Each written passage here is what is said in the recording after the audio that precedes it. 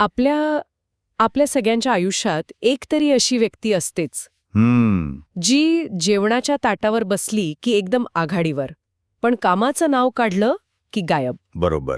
आणि याच निरीक्षणावर आधारित एक मस्त मराठी म्हण आहे, खायला काय भुईला भार. अगदी. आणि आज आपण फक्त या म्हणीचा म्हणजे वरवरचा अर्थ नाही पाहणार आहोत. अच्छा. त्यात दडलेला तो सामाजिक टोमणा, तो विनोद आणि त्यामागचा जो महत्वाचा धडा आहे त्यावर आपण आज जरा सविस्तर बोलूया.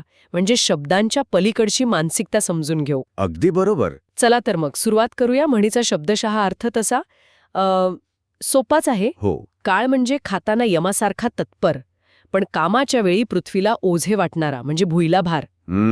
आपल्या श्रोत्यांमध्ये याची काही भन्नाट उदाहरणं दिली आहेत. हो, आठवते मला. शाळेतला तो मित्र आठवतो का, जो सगळ्यांच्या डब्यावर मस्त ताव मारायचा, पण पीटीच्या तासाला हमखास पोटदुखीचं नाटक करायचं. हो हो. आणि हाच नमुना पुढे कॉलेजमध्ये जाऊन आणखी काय म्हणतात त्याला प्रगत होतो. बरोबर.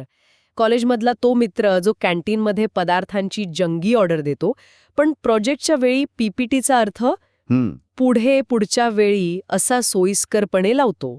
घरातही असे नमुने असतात नाही का? हो, असतातच. जेवणाची प्लेट टीव्ही स्क्रीन एवढी मोठी असते, पण भाजी चिरायला सांगितलं की अचानक थकवा येतो. ही सगळी उदाहरणं ऐकायला विनोदी वाटतात, पण यामागे काहीतरी